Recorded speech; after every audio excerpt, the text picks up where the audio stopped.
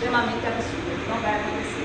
Ele foi convidado para uma live na segunda-feira de carnaval, mas ele disse que o movimento da terra de sério, somente carnaval. Mas ele prometeu dessa vez ele não faltar. Então, de hoje a hoje teremos aqui Pernambuco. Ele é Paraíba, vai fazer parte agora do eixo do meio artístico da espiritualidade e do espiritismo. Bem, agora vamos convidar o nosso palestrante Fábio Barros, que vai falar sobre os 3 reinos do mundo primitivo.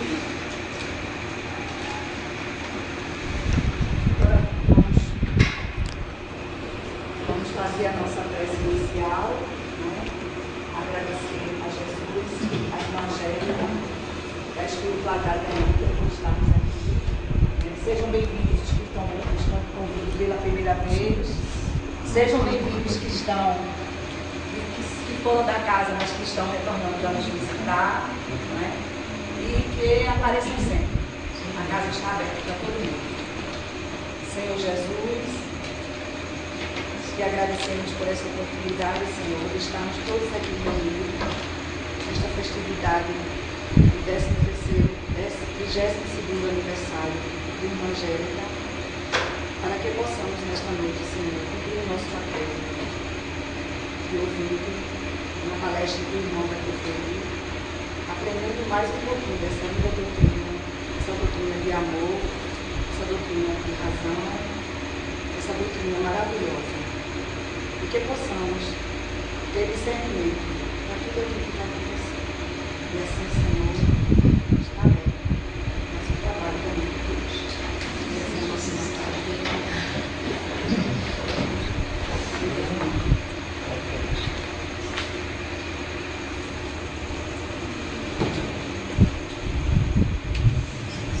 Boa noite a todos, a todas.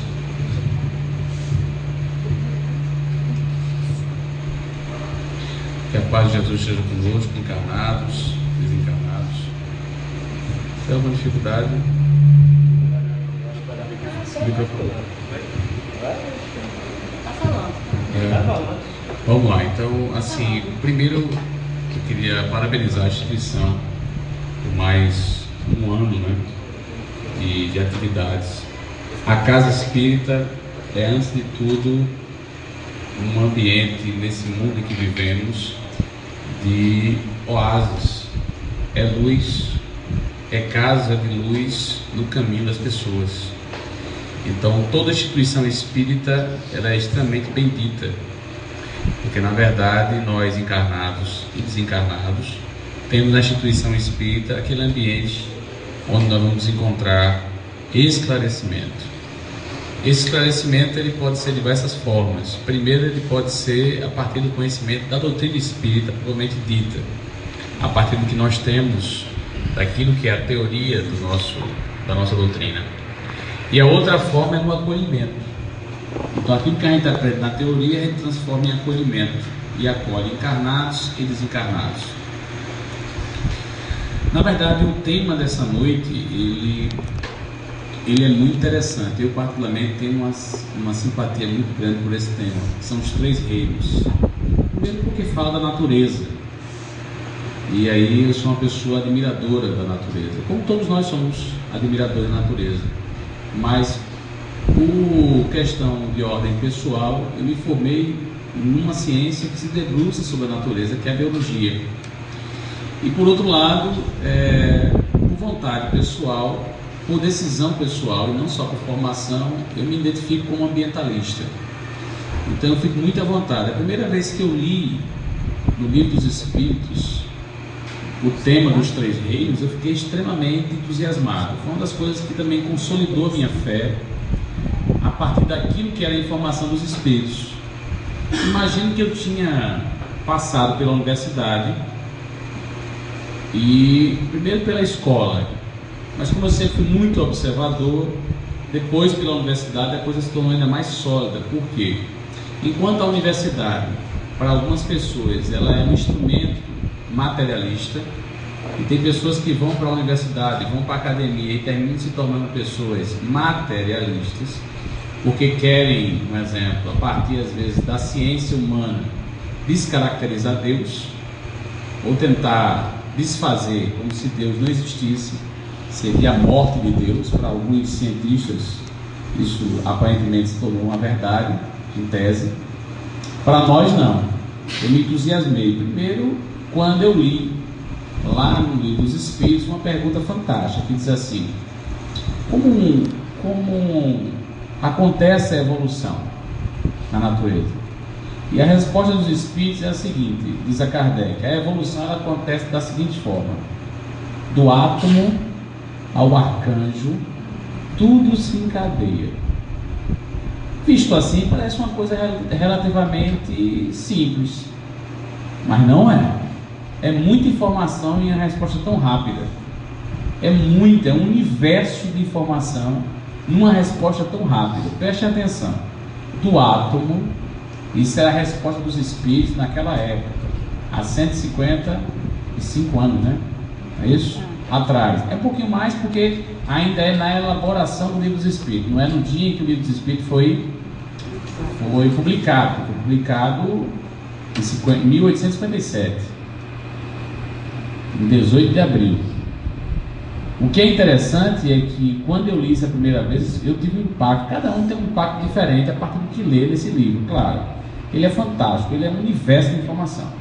Mas quando eu li, eu fiquei impactado, porque a resposta que os espíritos deram a Kardec, do átomo ao arcanjo, quer dizer, da estrutura física inerte, inorgânica, que não tem vida, mas existe ali uma energia que agrega, que é o átomo, na cabeça de quem no tempo de Kardec observava a matéria. Ao arcanjo, quer dizer, o arcanjo seria a figura do espírito mais evoluído, só não seria Deus, porque ninguém pode ser Deus. Deus é único. Por isso que Deus, ele é eterno, ele não tem começo e nem tem fim, e nós somos imortais. Nós temos início e não temos fim. Inclusive Kardec faz essa diferença, o que é imortal e o que é eterno. Eterno só Deus. Mas quando eu li, eu fiquei assim, bobo, porque do átomo ao arcanjo era um conceito muito mais amplo do que o conceito de um outro pensador, que não os espíritos desencarnados, de um pesquisador chamado Charles Darwin, na teoria da evolução das espécies, que ele diz que do ser mais simples ao ser mais complexo, tudo se encadeia. É o mesmo conceito, mas o conceito de Charles Darwin é muito menor em termos de abrangência do que o conceito dos espíritos. Os espíritos é fora do comum, porque Charles Darwin fala dos seres vivos, os espíritos falam da constituição de um outro reino que é tão importante quanto o reino do vegetal e dos vegetais e dos animais. Existe um reino antes, que é o reino mineral, que é assim que os espíritos classificam, a gente poder entender que esse reino existe e ele é importante. Para os homens de ciência, eles dizem que do ser mais simples ao ser mais complexo, tudo se encadeia. A evolução das espécies. Os espíritos responderam que a evolução acontece do ser, do átomo ao arcanjo. Bom, aí eu fui investigar, porque o espírita, ele é por natureza um investigador. O espírita é por natureza alguém que é cético. Primeira vez que eu disse isso, teve um pessoal mas não pode. O espírita não pode ser cético, então vai dizer a Kardec, meu filho, eu não posso fazer nada. Não tem ninguém mais cético que Kardec. Agora, é um cético não materialista, tem uma diferença muito grande. Você pode ser um cético, é alguém que sempre duvida, até que prova. Mas ele pode fazer isso sob um olhar espiritualista. E tem um cético materialista, que é aquele que só aceita se você me provar, mas vou logo avisando, eu não acredito em nada fora da matéria. Então, é um cético cego. Ele tem um olho no cérebro, porque ele não admite, mesmo que a espiritualidade prove a ele, ele não admite, por orgulho. Kardec era tão cético que ele lá, elaborando algumas perguntas e ao mesmo tempo organizando algumas respostas na sua casa à noite, quase madrugada, escutou uma batida dentro de casa. Pei, pei, pei. Ele disse: que é isso? Conversou com a sua esposa, a Melibodê, e disse: o que está acontecendo aqui em casa? Ela disse: será que não são os espíritos? Ela disse: calma, de forma alguma. Vamos primeiro investigar. Olha, era o camarada que convivia com os espíritos o tempo todo codificando. Ele foi investigar se não era da vizinhança, se não era alguma coisa física, se não era algum animal que estava produzindo aquele som. Fez toda uma investigação para depois dizer para a sua esposa: eu acho que pode ser os espíritos. Ela disse: mas você acha por quê? Porque toda vez que eu vou me mexer nessa resposta dessa pergunta do livro dos espíritos, essas batidas começam, mas só começa quando eu vou mexer nessa resposta. Ele começou a perceber que as batidas aconteciam quando ele se debruçava sobre uma determinada questão. O cético é isso, ele não se convence se ele não eliminar os elementos físicos, naturais que podem acontecer. Kardec inclusive escreve um texto sobre mensagens, a partir dessa experiência, que ele diz que até alguém querendo produzir um som para lhe enganar pode estar acontecendo, e ele precisa saber o que está acontecendo antes de dizer que foram os espíritos. E na reunião mediúnica com espíritos, ou com os espíritos de verdade, que o mais correto é espíritos de verdade, não era um único espírito, como muito espírita pensa às vezes: o espírito de verdade deve ser Jesus. Não está dito isso. Espíritos de verdade significa uma tropa de espírito evoluidíssima envolvido no projeto. E Kardec tinha 1/4 de hora por semana. A gente é muito disciplinado, mas para 20% espírita a gente tem uma agonia, né? E quando vem, às vezes não quer nem assistir a palestra toda.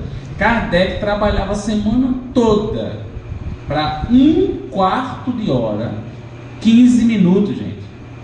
Era o tempo que ele tinha para tirar dúvida com os espíritos de verdade. Sabe o que ele fazia? Ele cumpria os 15 minutos e os espíritos iam embora. Não tinha papo na língua, nem espírito. E aí, Kardec, como é que vão as coisas? Não, me diga qual é o problema e ele vai dizendo qual é a resposta. Kardec lá, disciplinado. Não teve ninguém tão disciplinado quanto Kardec. Eu acho que uma das coisas que mais nos deixam assim fantástico na vida de Kardec é a disciplina. A gente precisa aprender muito com esse comportamento dele. Uma disciplina fantástica. E que não é uma disciplina só do horário, é uma disciplina da tarefa. Eu lembro que eu trabalhei no Senac até 2009 e queriam que eu batesse cartão. Eu sou meio anárquico, não vou mentir. Eu não tenho muita paciência com horário assim, sistêmico. Eu sei que eu tenho que cumprir, mas não tenho paciência. E eu dizia: me diga o que eu tenho que fazer. Aí a minha gerente dizia: você tem que fazer 2 projetos para 6 cidades, assim, 6 projetos para 6 cidades, e 2 projetos são principais. Agora, eu digo: eu preciso de quanto tempo? Se você precisa, eu vou lhe dar 15 dias. Com 3 dias estava tudo pronto. Disse: agora o resto eu posso descansar. Eu não fiz. Eu trabalhava 3 dias direto. Eu tinha prazer de chegar em casa para trabalhar, não para ganhar tempo, porque eu queria fazer naquele momento. Eu produzia muito mais. Agora eu era disciplinado em fazer a tarefa. Não necessariamente eu teria que estar disciplinado em fazer no tempo que as pessoas queriam que eu fizesse. O problema é que a gente não tem tantas pessoas com essa vontade de fazer. Se você der um tempo grande, a pessoa faz naquele tempo grande. Às vezes um tempo exagerado. Se dá um tempo curto, a pessoa quer fazer um tempo curto, mas não vai dar, porque não consegue medir quanto pode produzir. Então assim, nós poderíamos ser muito mais produtivos. Kardec foi de uma capacidade produtiva fantástica. Ele trabalhava tanto e fora de hora com ele espírita. A percebeu que o espírito trabalha o dia todinho, à noite vai para o centro. E se brincar, ele entra de madrugada dentro, depende da atividade. A gente acabou um pouco com isso, mas eu acho que o camarada mais indisciplinado chama-se Chico Xavier. Se a gente levar em conta a disciplina. Porque Chico passava o dia trabalhando. Quando chegava no centro, só saía de madrugada atendendo o povo. Não tinha disciplina para fechar o centro. Tinha disciplina para reunião de doutrinação. Tinha disciplina para a reunião evangélica. Mas quando Chico ia atender as pessoas, a porta do centro estava aberta até de madrugada, porque o povo vinha do Brasil todo. Mas a gente sabe qual é a missão dele. Não estou dizendo que todo centro tem que fazer isso, não é isso. Eu estou mostrando que ele também tinha lá a sua posição de cumprir uma tarefa. E o que é interessante é que quando eu fui investigar, eu vou investigar. O que é? Será que esses espíritos copiaram Charles Darwin? Porque o cara que criou a teoria da evolução e ficou famoso, gente, chama-se Charles Darwin, não é Kardec. Eu vou pesquisar. Tomei um susto.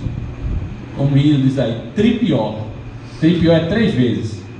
Susto, mas um susto favorável. Eu fui atrás da bibliografia do livro A Evolução das Espécies, de Charles Darwin. Antes de eu dizer qual foi o susto, eu vou dizer a vocês como é que a coisa aconteceu. Charles Darwin era um camarada muito esperto, inteligente, habilidoso, mas não era o intelectual que mais sabia ou mais estudava a questão da natureza. Não era, no seu tempo não era. Por isso que às vezes a gente fica esperando que aconteça o máximo através de uma determinada pessoa, e às vezes a coisa vai acontecer através de alguém que a gente nem espera. Porque segurar na charrua, quer dizer, na enxada e fazer a tarefa, às vezes não está no mais intelectualizado, não. Está naquele que tem mais disposição. Tem que ter a capacidade intelectual, mas tem que ter disposição. Tem gente que às vezes não tem essa disposição toda. Charles Darwin era um desses aí, que tem disposição. Tinha cientistas na época dele, assim, preparadíssimos, superior a ele, em termos de produção científica e tudo. Só que ele teve uma ideia. Ele foi falar com o rei da Inglaterra e disse: eu preciso de um navio para fazer pesquisas, porque eu tenho certeza que se eu viajar o mundo inteiro, eu vou descobrir que todos os animais do planeta têm algum tipo de ligação, dos mais simples aos animais mais evoluídos. E eu preciso entender como acontece a evolução das espécies. E o rei disse: mas não é Deus que responde isso? Ele disse: não, tudo bem, que Deus responda, mas eu preciso entender cientificamente. O rei disse: é muito caro. Um navio para viajar o mundo todo é muito caro, um negócio complicado. Eu vou investir tanto dinheiro para quê? Para o senhor descobrir que um bicho tem uma relação com o outro. Cabeça de rei. Ele disse: não, eu tenho uma proposta para o senhor. Eu vou viajar o mundo todo, em inglês tem muito disso. Vou pesquisar o que me interessa, mas vou trazer para o rei coisas importantíssimas. O rei disse: o que você vai trazer para mim que eu não tenho? Riqueza? Ele disse: o mundo não é um mundo de 500 não, que a gente podia entrar nos países e fazer o que quer, não. As coisas estão mudando. Ele disse: não, pesquisa. Eu posso, através de pesquisa, identificar minerais preciosos no mundo inteiro e dar um mapa para o senhor. E com esse mapa a Inglaterra pode depois fazer todo o seu mapa político de invasão no futuro. O rei ficou feliz, disse: tudo bem, agora certo. O que é que você precisa? Você precisa de uma tripulação, precisa de um navio. E ele recebeu um navio chamado Beagle e viajou o mundo todo. Inclusive passou por aqui, ó, pela costa de Olinda, está registrado. Passou por Recife, parou no Recife,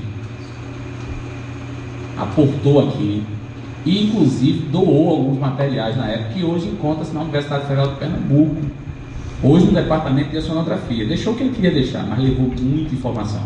Ele pesquisava água, ele catava um bicho, guardava, e ele foi levantando o que você possa imaginar pelo mundo afora. Foi quando ele descobriu, inclusive lá na Argentina,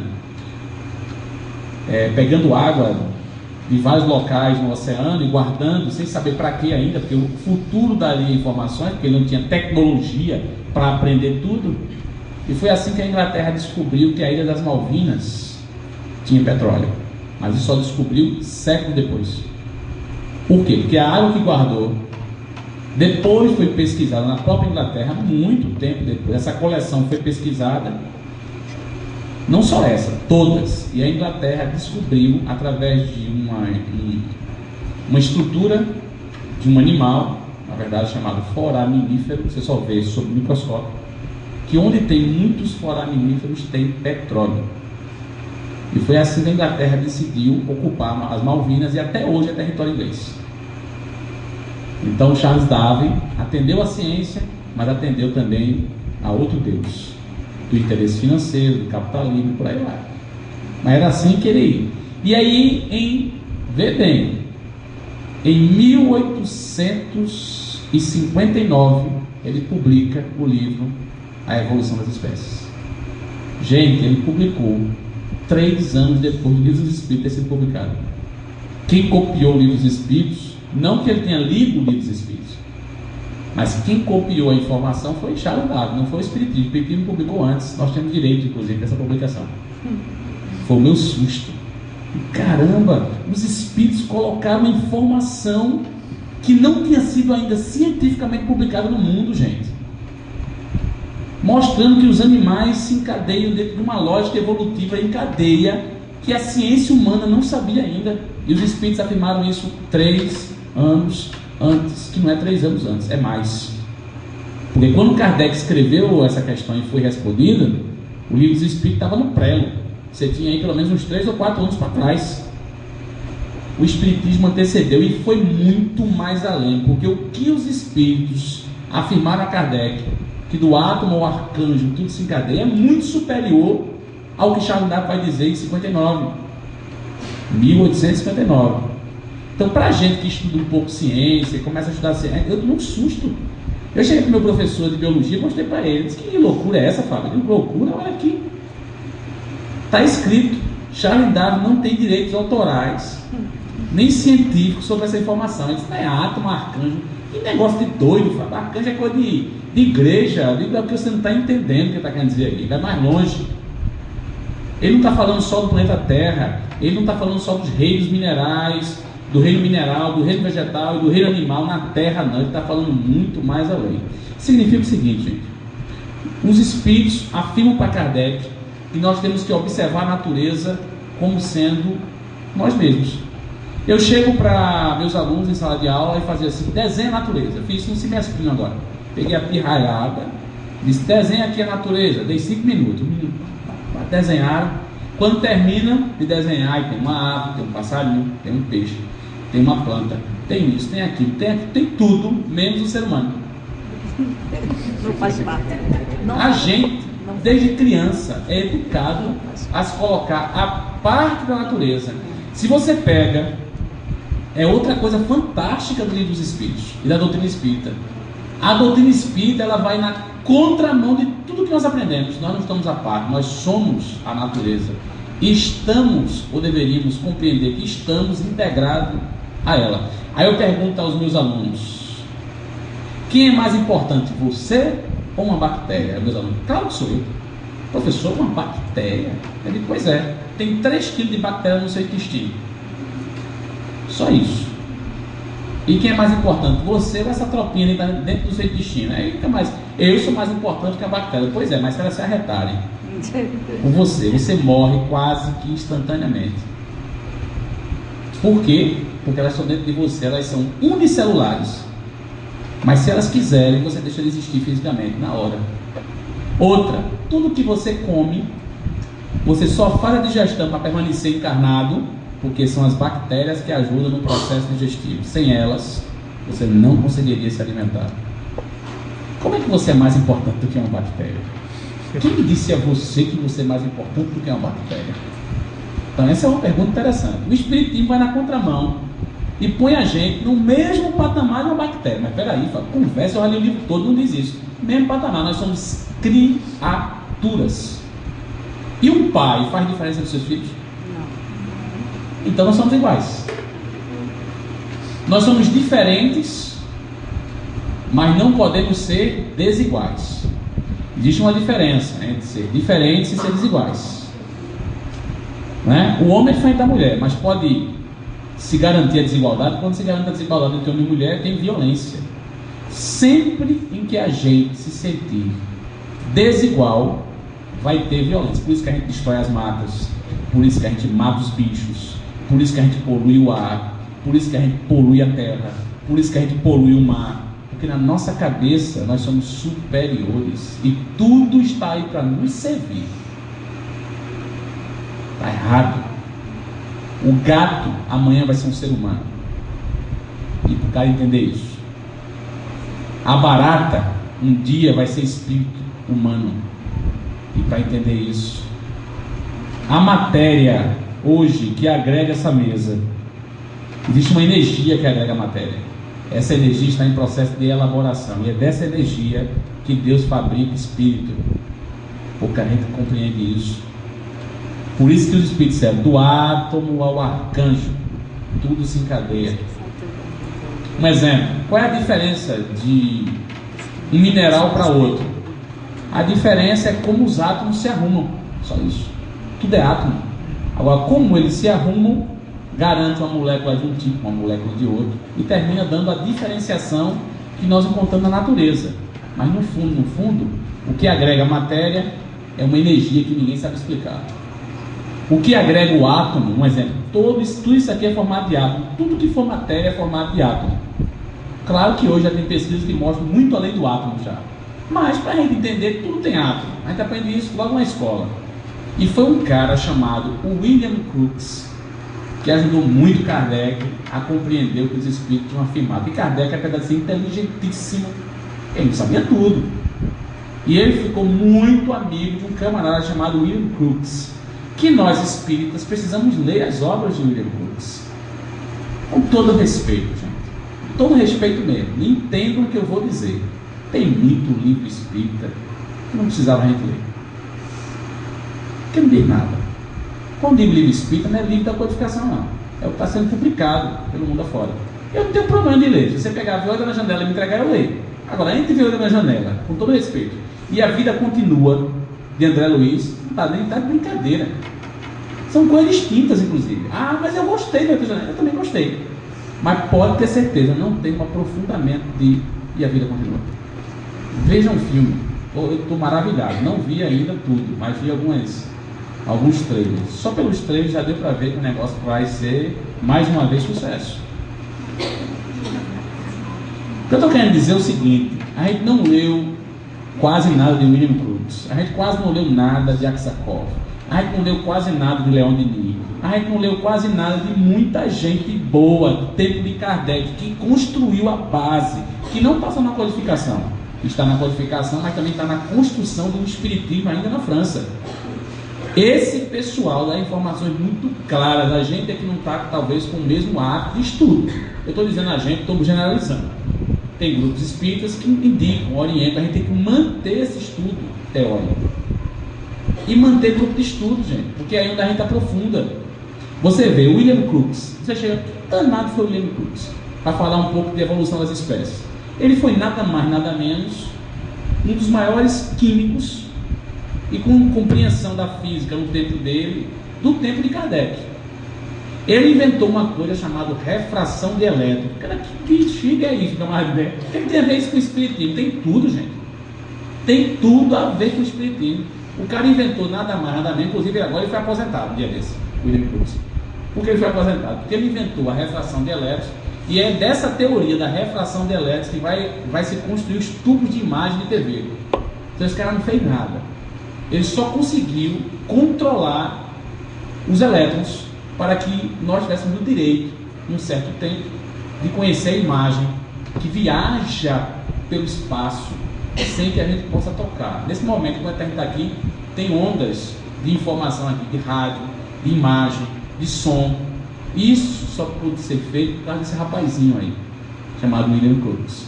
Ele era tão inteligente, era uma sumidade na Inglaterra, e quando descobriram que Kardec estava com uma história de espiritismo, a Sociedade Científica da Inglaterra disse para ele: você foi escalado, acabaram com o pobre coitado. Tem coisas que escalam a gente para acabar com a gente, mas está no nosso destino, não tem jeito.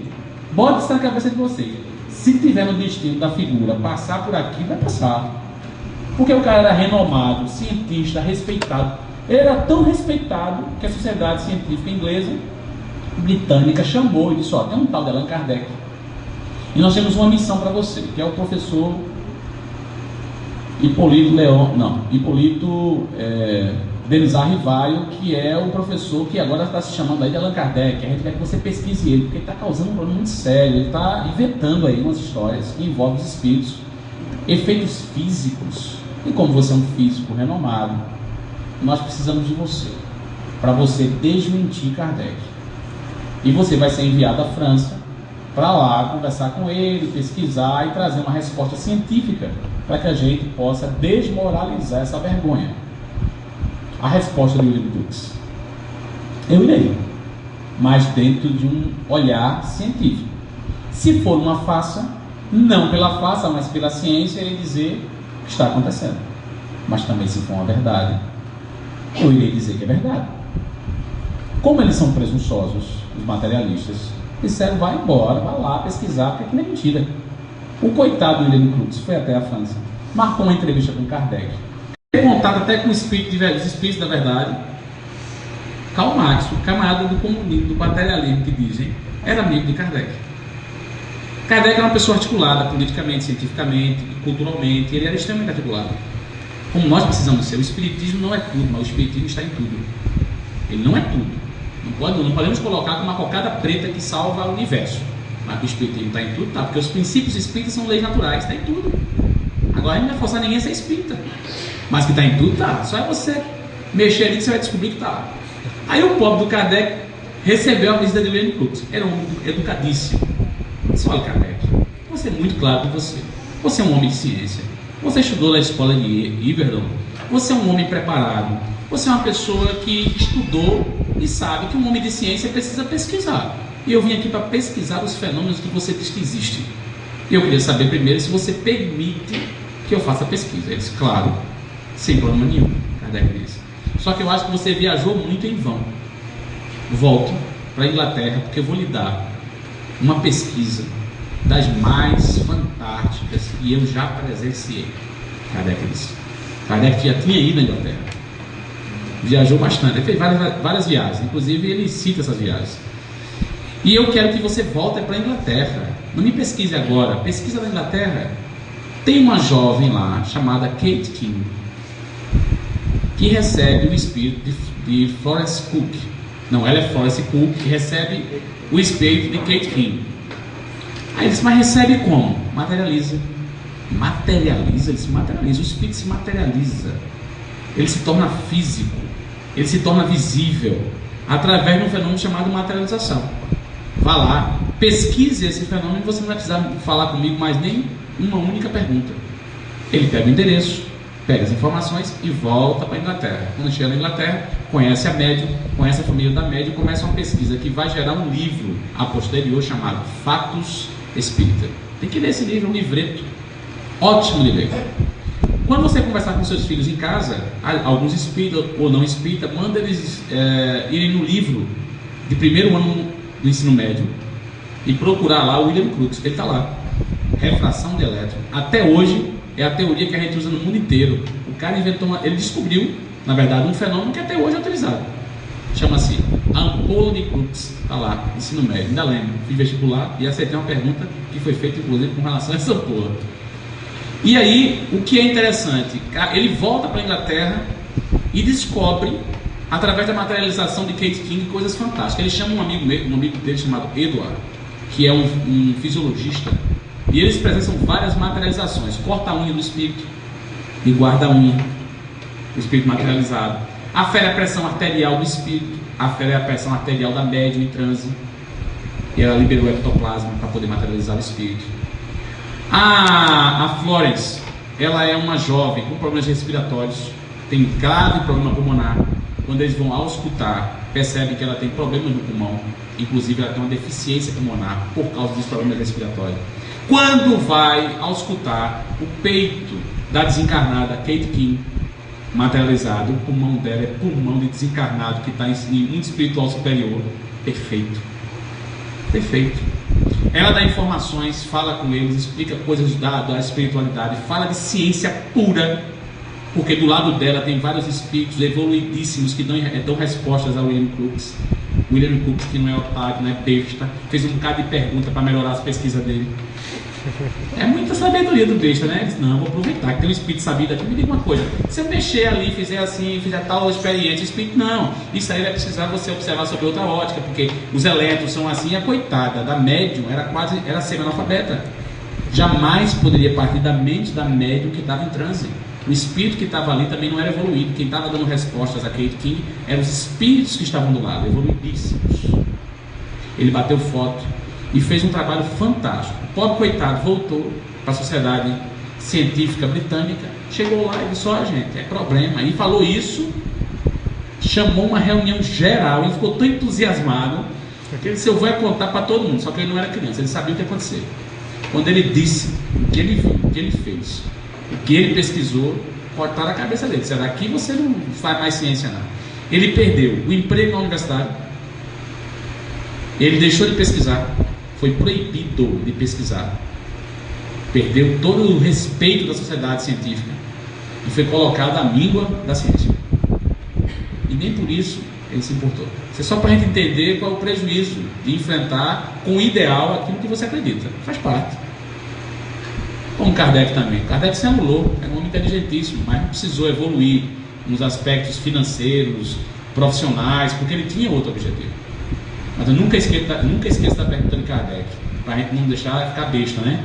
Kardec perguntou, mas se eu não tivesse cumprido o meu papel e tivesse falhado, os espíritos duros que não eram firmes disseram para ele, não tem problema, nós escalaríamos outro, para ele não achar que ele também era o único no planeta que podia fazer. No instante que era mais real e foi continuar o trabalho dele.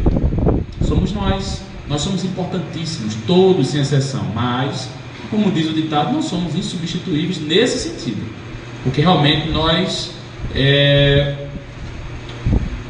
precisamos fazer a nossa tarefa, mas é responsabilidade. Se não fizer, outro vai fazer, não tem jeito, né? Se eu não chegasse a fazer a palestra, o nosso amigo que cantou ia fazer, meu amigo, que ninguém ia deixar sem palestra até aqui. Ele ia ver, tá com o microfone na mão, agora fale, né? Eu estou brincando, mas assim, as ações, as atividades não vão deixar de ser cumpridas. Nós temos responsabilidades. Então o que é interessante nisso tudo é que quando eu fui ler sobre os 3 reinos, eu fiquei assim, esses espíritos são fogo, é muita informação. Eu lembro de um amigo médico chamado Dr. Almir, que lá no Ceará de Deus foi meu professor. Ele não gosta não, sabe? Ele desencarnado, se ele estiver por aqui, ele não gosta não, fica arretado. Mas ele dizia assim, foi meu professor. Almir era fogo. E eu também, eu sou aquele aluno cabuloso. Sabe um aluno cabuloso? Aluno cabuloso é aquele que estuda em casa e faz a pergunta já sabendo a resposta, para ver se o professor sabe. Esse aluno não presta. Mas eu fui aluno assim, mas também eu paguei depois como professor, paguei muito. Eu lembro quando chegaram os computadores na sala de aula, ainda no Senac também, não na escola pública. A escola pública está chegando agora. E os alunos tinham acesso à internet, tinham acesso à informação, tinha professor que ficava tremendo, porque dizia, esses meninos vão para a internet, vão pegar a informação antes, vão acabar com a gente, vão perguntar isso. E se a gente não souber responder demais aqui, está dizendo outra coisa. Eu lembro que eu entrei numa sala de aula de 7ª série e fui, não lembro agora o que foi, sinceramente, e o livro estava errado. Foi um sofrimento. Porque eu disse que o livro está errado. Aí um aluno levantou assim, quem é o senhor? Para dizer que o livro está errado. Eu disse, eu? Eu sou professor. Ele disse, de jeito nenhum, professor. Eu disse, pois agora, a gente vai rasgar essa página. Ele disse, de jeito nenhum, a gente não vai rasgar a página não, que não se rasga a página de livro. Eu disse, mas rasga, que esse livro está errado. Aí ele disse para mim, olha, com toda sinceridade, ninguém vai nem riscar, nem apagar. O aluno ficou, por que o senhor quer saber mais do que o livro? Eu disse, meu filho, quem escreveu o livro foi um ser humano. Ele errou. E outra, não pode nem ter sido na hora de escrever, foi na hora de publicar, mas está errado, dando a informação errada. Eu não lembro agora o que era. Não teve jeito, para não teimar com o menino. E ele estava certo, dentro do mundo dele. Eu disse, vamos fazer o seguinte, vamos deixar para lá, deixa essa página aí, agora marque essa página, que a gente vai tomar providência. Está errado, a gente vai ter que, se estiver errado, a gente vai mudar. Eu marquei a área da anatomia, eu marquei uma aula na universidade com todos os meus alunos para provar lá na universidade, junto com um professor universitário, amigo nosso, do Marco, meu professor, para a gente ver aquele tema, mas ver na prática, e eles verem que estava errado. Só assim eles aceitaram em riscar e anotar em cima que estava errado e colocar o certo. Isso cabe bem para a Bíblia, né? A infalibilidade bíblica. Tem pessoas que acham que tudo está perfeitamente correto, como se nada pudesse acontecer no erro. Claro que tem. Depende de quem manipulou, naturalmente vai ter erro. Agora, a doutrina espírita, o livro dos espíritos é fantástico, né? Tem 155 anos aí e você não precisou, a gente não precisou fazer ainda uma reforma. Você pega um livro de biologia com 2, 3 anos, agora com a dinâmica da ciência, já tem que fazer reforma no livro. Você pega um livro como o livro dos espíritos, eu fico tentando achar ali alguma coisa. Não vou mentir, não, eu tento. O papel do espírito é tentar mesmo, ver se tem alguma coisa que está, vamos dizer assim, superada. E você não encontra. Será que daqui a um tempo a gente não vai encontrar? Não é que superada é trocar, mas aprimorar. Eu até acredito que algumas coisas que podem estar ali a gente vai precisar dar uma aprimorada, porque inclusive Kardec não tem coisa que Kardec não se debruçou. Clone, não tem no livro dos espíritos. É coisa do nosso tempo. Não está no livro dos espíritos a questão da clonagem. Mas tem base no doutrina espírita que vai explicar a clonagem, que vai estar na qualificação, mas não tem a clonagem assim. Mas isso não importa, o que importa é que a doutrina espírita não é uma doutrina de porta fechada, onde o livro está fechado. É tão dinâmico que nós somos a doutrina com o maior número de livros publicados no mundo. Nenhuma religião tem tanto livro publicado. Nenhuma ciência que seja espiritualista tem tanto livro publicado. São milhares de livros. Dos mais absurdos aos livros mais complexos. Por que eu digo mais absurdo? Porque eu cheguei lá no Ceará de Deus, que eu sou lá do Ceará, né? Mas diz que a gente não quer palestrante, não é de centro nenhum, é de todo lugar. Porque toda vai para um centro, vai para outro, e é tudo casa irmã, e é um movimento espírita. Mas eu cheguei lá no Ceará, tinha uma senhora chorando, na frente do Ceará. Eu pensei que era um problema espiritual, não deixa de ser. Aí eu perguntei o que está acontecendo. Vocês sabem o clube do livro espírita, sabe? Tem um clube do livro espírita que todo mês, aí chega um livro para todo mundo, eu adoro aqui. Mas só que botaram um livro chamado O Último Êxodo. Quem tiver esse livro em casa pode queimar. Leia, estude, depois pega, joga fogo. Toque fogo, não serve. A não ser que faça como eu, não toque fogo, guarde, para mostrar um livro que não serve. E Kardec chamou a atenção, chamados Mensagens Apócrifas. Tem coisa que não tem nada a ver, mensagem mentirosa. Ó, o livro era tão mentiroso que ele dizia que o mundo ia acabar, e não era em 2012, viu? Essa é outra mentira. Era mais para trás, faz tempo. E a mulher estava desesperada, e tinha um tal de um planeta chupão que ia se aproximar da Terra, sugar todo mundo. Aí ela me contando, quando eu vi o livro, eu já tinha recebido em casa, mas não tinha tido tempo de ler. Ele estava lá guardado. Eu disse, quando chegar em casa eu vou ver esse porcaria desse livro. Aí eu disse para ela, não caia nessa não, isso não existe não. Ela estava chorando. Aí ela vai explicar tudo mais. O livro não dizia que Chico Xavier falou desse planeta, mas não dizia onde, quando e a quem. Rapaz, não faça um negócio desse, né? Porque assim, tem tanto livro espírita que não tem bibliografia. Eu acho isso um absurdo. Você prepara um livro, pega informação de vários livros, tem a sua opinião, mas você não diz de onde tirou. Tem citações em livros de autores espíritas que não diz de onde tirou aquilo. Tem que dizer como qualquer obra científica. Kardec não faria isso. Pode ter certeza, Kardec cumpriria a ciência. Se eu citar alguma coisa, eu vou dizer de onde eu tirei, para nem dizer que foram os espíritos que formaram, nem dizer que fui eu. E você saber a fonte, e aí você pesquisar. Então, assim, isso tudo é resultado daqui do Brasil, essas coisas todas, né? A gente deu uma deformada nessa história da publicação de livros espíritas. Mas, por outro lado, nós avançamos muito na prática do espírita, que os franceses não conseguiram, que ninguém conseguiu. O Brasil se encaixou direitinho com a doutrina espírita. Nós somos um povo que tem uma mistura fantástica. Basta olhar para essa plateia. Mas não somos fisicamente parecidos. Todo mundo aqui tem uma fisionomia diferente. Se eu for fazer uma palestra, um exemplo, para orientais, a gente que não está acostumado, eles conseguem ver a diferença, a gente não consegue. A gente acha tudo igual, porque eles têm uma condição física, plástica muito parecida. Nós não, nós somos a mistura. E é por isso que essa mistura dá a gente uma qualidade para que a doutrina espírita pudesse também avançar. Porque nós temos a mistura de muitos povos. Mesmo com todos os preconceitos que nós agarramos em nós ainda, tem preconceito existe, está na nossa natureza. A gente evoluiu muito em outros aspectos, porque é um exemplo, várias crenças entraram nesse país. E a gente deve muito aos nossos irmãos negros da África.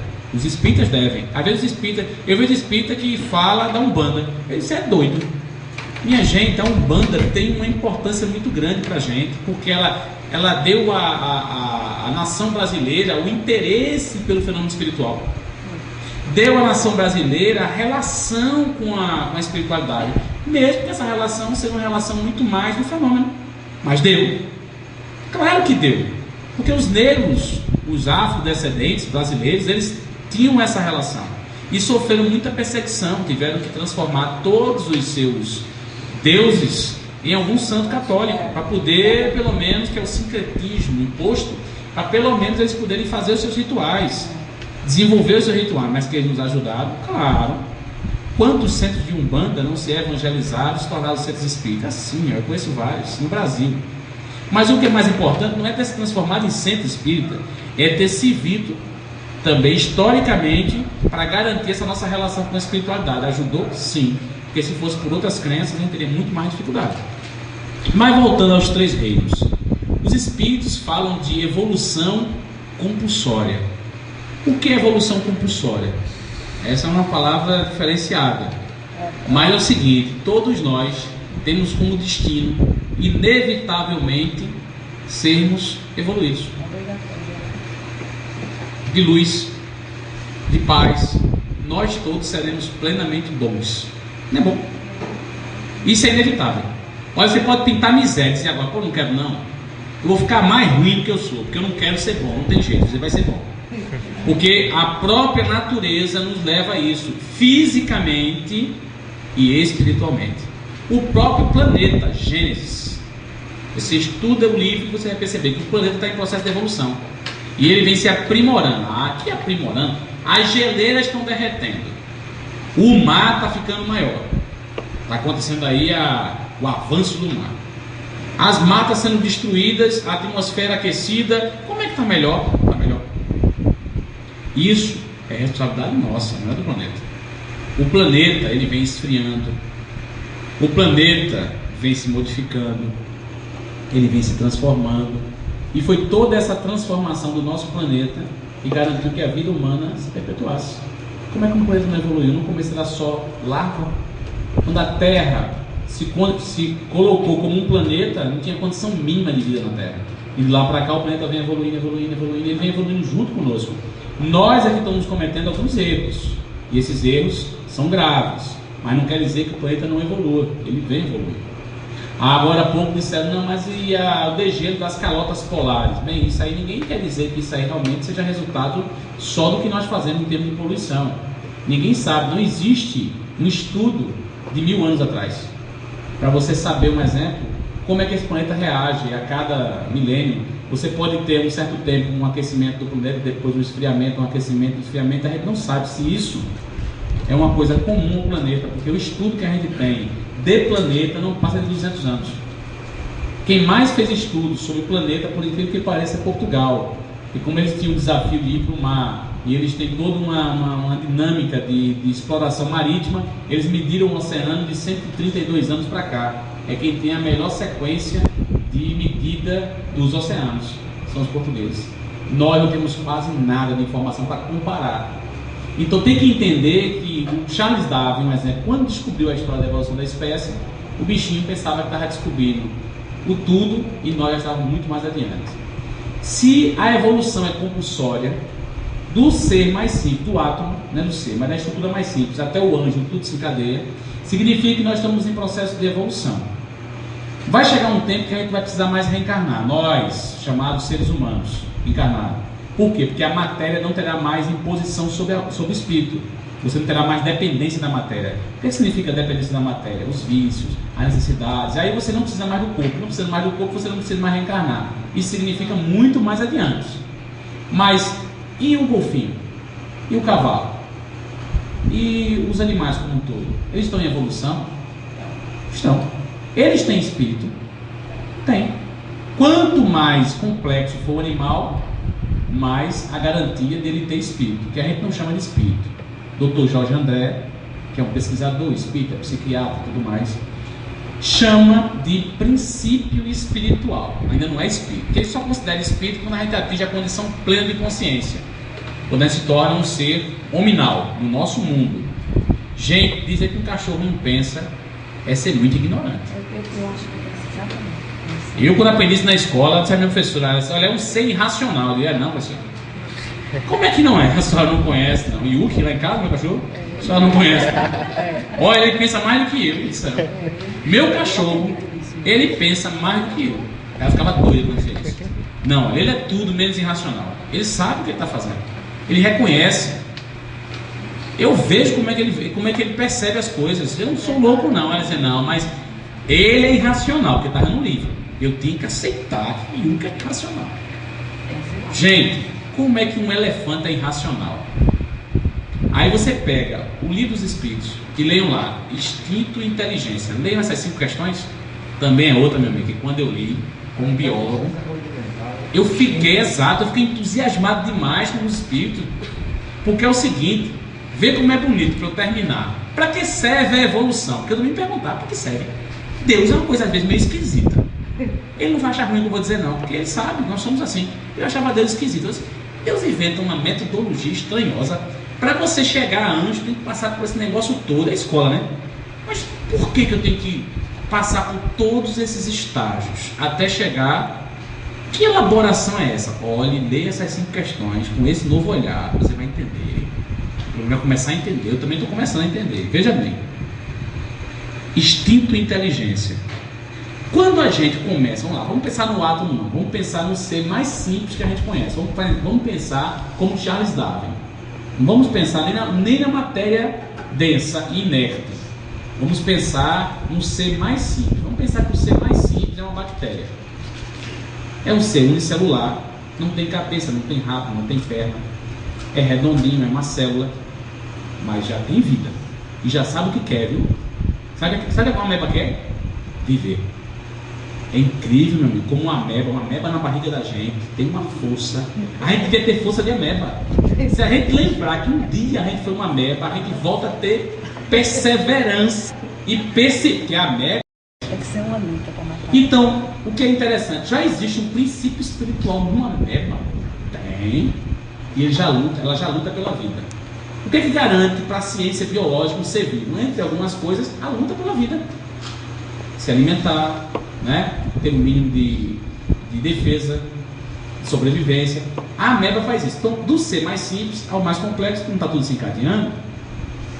Quando a gente ainda é um animal, quando a gente um dia foi um animal, não com toda essa capacidade que a gente tem, a gente tinha 100% instinto. 100% instinto. Eu errei porque meu instinto não erra. Se tem uma coisa que é perfeita é o instinto. Eu fiquei pensando, o que é o instinto? Quem assistiu aquele filme que foi muito divulgado, que o camarada era azul, qual é o nome? Avatar. Olha, aquele filme tem que assistir também. Nessa lógica que eu estou explicando aqui, quando eu vi, eu disse, o Espiritismo explica, mesmo sendo uma coisa fantástica, assim, aparentemente. O Avatar é alguém que se conecta à natureza e sente tudo que a natureza sente. Pronto, o animal, ele está conectado à natureza, todas as energias dele, o corpo perispiritual dele, tudo dele está conectado à natureza. Tudo que acontece na natureza ele sente, ele percebe, ele decodifica como mensagem. Tsunami na Ásia, ondas de 10 metros chegando na praia. O elefante estava a 32 quilômetros da costa. O tsunami estava chegando ainda na costa, estava a 32 quilômetros. O tsunami entrou de continente adentro. Você não sabe até onde a onda vai chegar. O que define até onde essa onda vai chegar é a topografia. Se for uma topografia plana, pode se preparar que vai longe. Se for uma topografia acidentada para menos, pior ainda. Se for uma topografia para mais, para. E volta.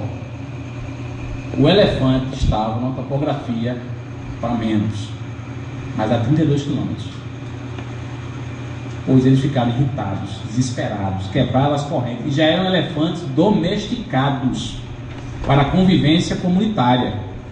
Eles quebraram correntes e saíram desesperados para o local alto.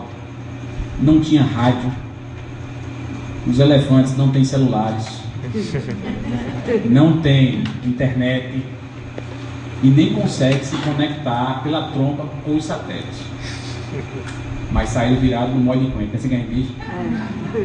Os populares, quando viram os elefantes em alta velocidade, ir para a área alta, quebrar corrente, desesperadamente, 32 quilômetros. Saiu, todo mundo foi atrás do elefante. Ninguém foi atrás de outra pessoa não, nem de rádio, nem de TV, nada não. Foram para a parte alta. Horas depois, inundou tudo.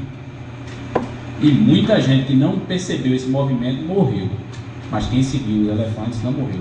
E eles ficaram no topo de uma montanha e pararam antes de chegar no topo. Eles sabiam até onde a água ia chegar. Quem foi que explicou isso tudo para esses elefantes sem vergonha aí? Sabe o que é isso? Conexão. Os bichos têm. A gente perdeu. A gente não é bicho? Um dia nós fomos só extinto. Leia essas questões, viu? Me arrepio até hoje. Um dia nós fomos só extinto. Éramos conectados à natureza, a Deus. Deus nos dá a liberdade, o livre-arbítrio e a capacidade de evoluir. A consciência vai despertando. Quando a gente atinge, sai do animal, que tem lampejos de consciência, e chega no ser humano, aí a inteligência plena acorda. Quando a inteligência plena acorda, nós ativamos um botãozinho, chama-se lei de causa e efeito. Então, entra outra lei para tomar conta da gente.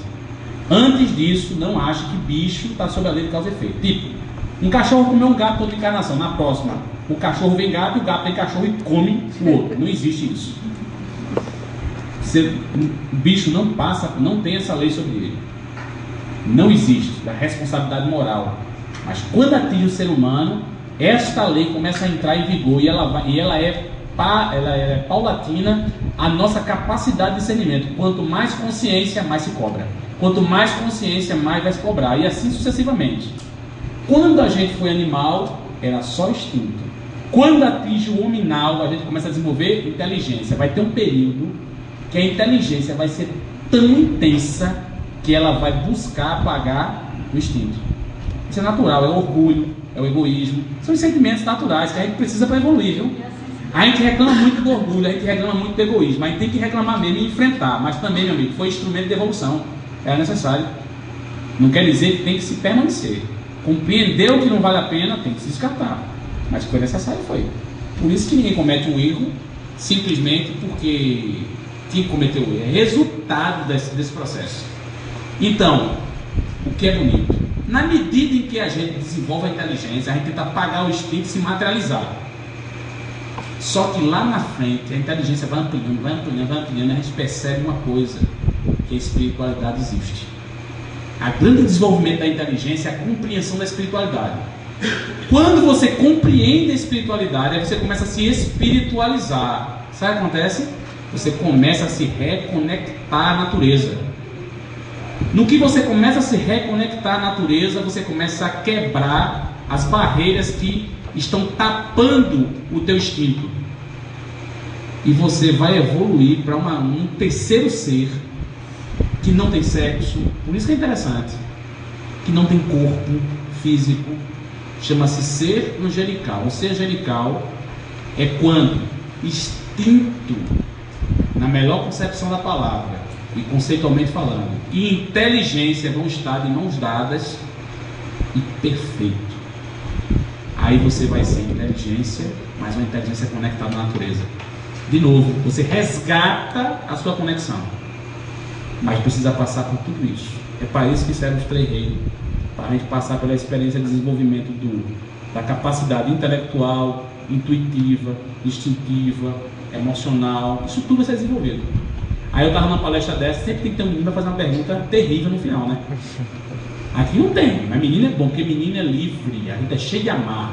Não vou perguntar não, porque eu acho que é uma pergunta besta. Eu não vou perguntar não, porque eu não quero atrapalhar o palestrante. Eu não vou perguntar porque eu vou terminar obsidiando esse palestrante. Isso é o adulto, a criança não. Tá bom, e por que meu cachorrinho teve câncer? Ah, menino, né? No final, menino vem uma pergunta dessa. Para que meu... Então, se não tem lei de causa e efeito, o senhor disse aí, e por que meu cachorro teve câncer? Porque já me disseram lá na mocidade que o câncer é um resgate. A dor é um resgate. Eu disse, disseram e está certo. Mas nem toda a resposta está completa. Nem toda a resposta está completa. Porque também, se toda a resposta fosse completa, a gente tem que responder cada pergunta 3 horas. No mínimo, para dar uma resposta mais ou menos completa. E não seria completa ainda. Mas está lá no livro dos Espíritos. Só de a gente estar encarnado, e aí serve para toda a bicharada. Inclusive a gente. Nós estamos num planeta de expiação e prova. Só estar aqui. Tem coisas que a gente passa, são necessárias, mas fazem parte desse mundo. Para que serve um câncer num animal? Para ele desenvolver, naquele corpo animal, estruturas neuroperceptivas, que só se pode desenvolver passando também pela dor. O animal passa pela dor. Ele só não tem a nossa compreensão de vida. Qual é a nossa compreensão de vida? A gente sabe que um dia a gente vai morrer fisicamente. O animal não tem essa compreensão. Porque para ele a morte pouco importa. Porque ele está conectado à natureza. A morte para o animal não existe. Ele sobrevive ou busca sobreviver por instinto. Mas não quer dizer que o animal ele lute contra a morte como a gente luta. A gente luta contra a morte como se fosse uma coisa péssima. E a gente briga. Tem médico que se revolta com a morte e deixa até de crer em Deus. Porque ele quer dar conta de uma coisa que ele jamais vai dar conta. Que a vida ele pode controlar. Ninguém pode. Ele deve ajudar, atuar, minimizar a dor e até curar. Pela ação dele. Até curar. Mas sabendo que um dia é inevitável. O animal tem essa consciência porque ele é extinto. Então o câncer no animal não tem a mesma perspectiva do câncer do ser humano. Eu lembro de Enfio. Lembram dele? Né? E o irmão Betinho, né? Os dois tiveram o contato com o vírus HIV, porque eram hemofílicos. Precisavam tomar sangue, transfusão, para ficarem vivos. Num período em que não se fazia a investigação de doenças infecto-contagiosas no sangue. E os dois contraíram o vírus HIV e desenvolveram todos os problemas a partir dessa contaminação. Enfio morreu revoltado, agressivo, desesperado e extremamente magoado com a vida.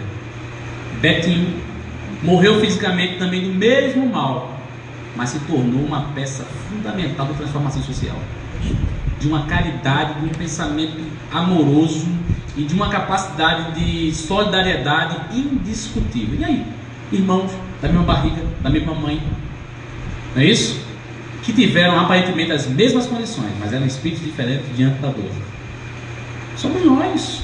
Então o animal, eu já tive uma cadela com câncer, mas que fantástico, como ela me ensinou a vencer o câncer.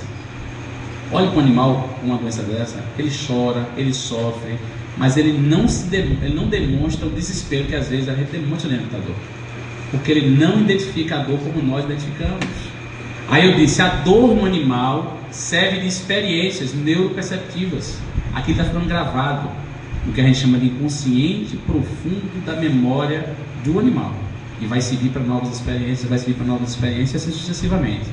Aí então a pergunta no livro dos Espíritos, mas será que um dia desencarnado nós vamos lembrar das encarnações mais primitivas? As reencarnações mais primitivas que Kardec pergunta não é do homem Australopithecus, não é do homem Australopithecus. Ele não está falando do homem primitivo das cavernas, ele está falando, Kardec está perguntando de quando a gente estava em outras oportunidades reencarnatórias ainda mais para trás. E aí os Espíritos respondem, você lembra de toda a sua infância? Você lembra dos seus primeiros dias de infância? Não. Assim são as primeiras reencarnações. Sejam ainda em condição animal, seja já na condição hominal, mas no passado muito longínquo. Porque não servem essas memórias. Elas estão numa memória muito passada. Só serve aquilo que fica no nosso inconsciente mais profundo e nos serve como instrumentos intuitivos